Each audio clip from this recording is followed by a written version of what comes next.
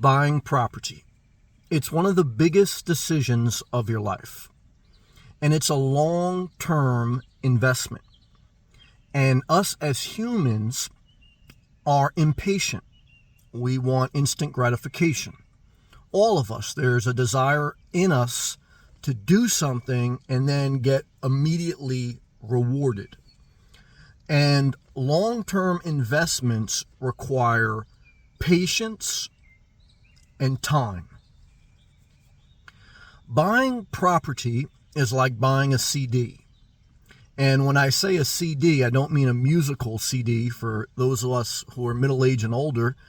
A CD, from a financial standpoint, stands for Certificate of Deposit, meaning that you go to a bank or a brokerage and you give them money and they give you interest, but in a CD, you have to keep your money in that investment for at least 3 months or a year or 3 years.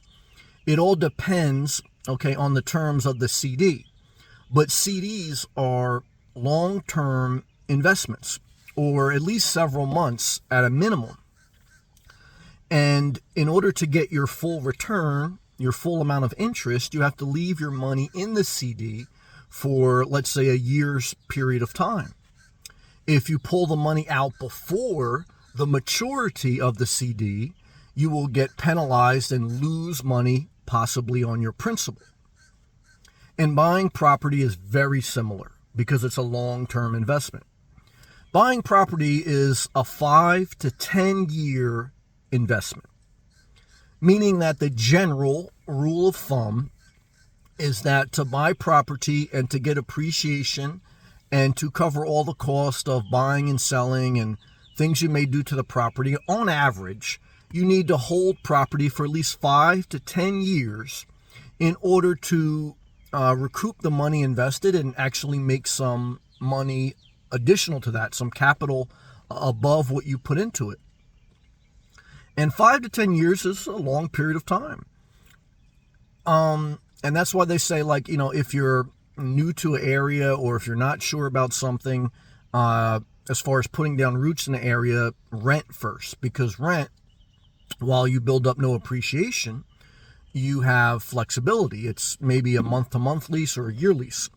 But if you're in one area for several years and you're still renting, then that's a bad long-term strategy for most people because you're never going to get that money out. You have nothing to sell. And, even psychologically, there's a pro and con, but long-term, on general, if you're financially stable, then it makes sense to buy property below your means in an area you want to live. But certainly there's life events, there's divorce, there's death, there's, you can't plan for everything. You just don't like a property. You sell it before the 5 to 10 year period. And maybe you make money if you catch the right timing, but you may lose money. But either way, my experience of buying 2 properties is that if you hold a property, because I lived through the 2006 to 2008 crash, housing crash in America. And what I can tell you is, since I can remember, after that, everyone said there's going to be another crash, even when things were low 10 years ago. And, don't wait for a crash to buy property, but don't rush to buy property, because there is no rush. There is a long-term investment to buy property, and that takes a long time to figure out. And even when you buy it, most people, when I was struggling with buying my second property, I knew generally, the area I want to live. And so that wasn't a major issue, even though each community has a pro and a con. There's no perfect property. But I remember many people telling me that, it's tough the first 1 to 3 years when you buy property. The first year it's tough because you're settling into something new. There's always a hesitation or a little bit of buyer's remorse maybe anytime you buy something over $5,000 because it's a lot of money.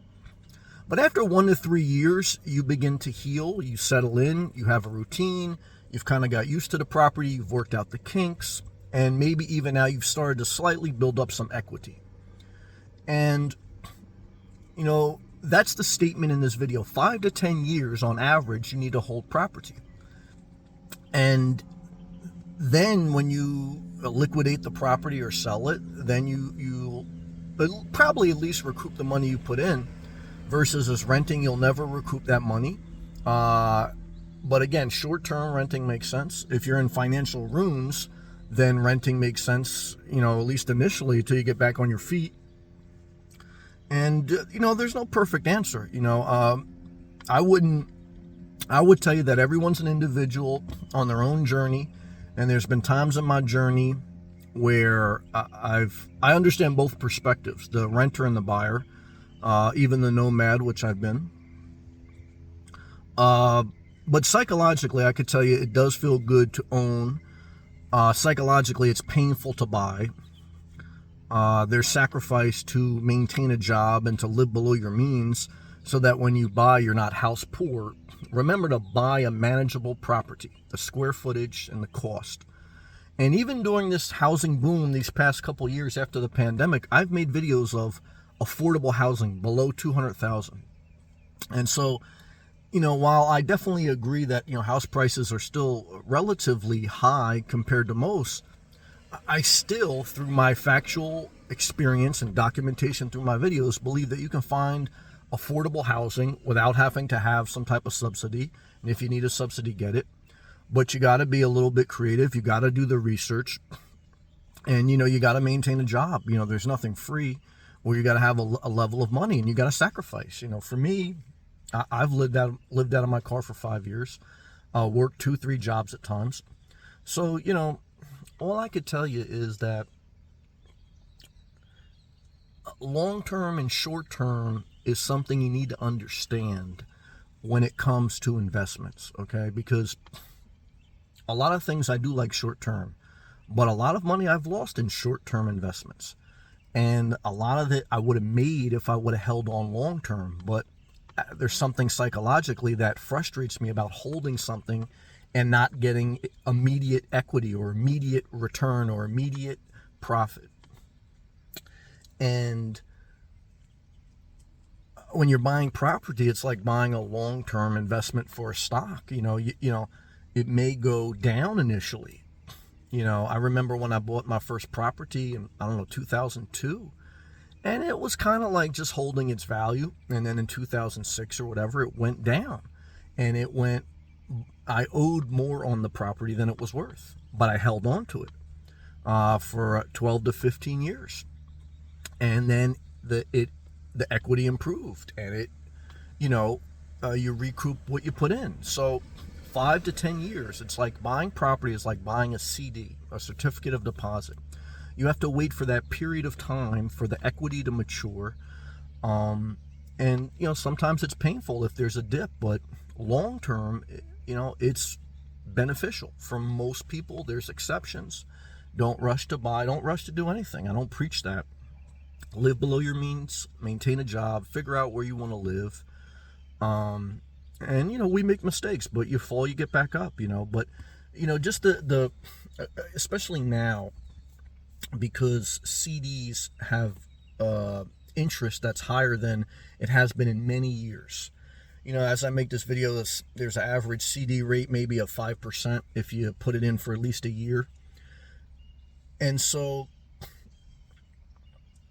you know, I think about that parable of buying a CD or a bond, and you having to wait a year before you can take it out and get profit. And if you cash it out before that year, you're going to lose money. And I think about a house. If you buy it, it's like a CD. You got to keep it, instead of 1 year though, you might have to keep it in there 5 to 10 years. And there's CDs that are 5-10 years. So you got to keep in there 5 to 10 years before you pull it out and get profit. Now, and again, if there's an emergency, or if you're just really unhappy, or there's an issue where you need to move, then, you know, you do what you got to do. You liquidate whenever you want to liquidate your life. But I hope this video provided some insight, give you something to think about through my experience, not my theory. And click the thumbs up if you appreciate it. Share the video. Subscribe if you're not. And I'll see you in the next one.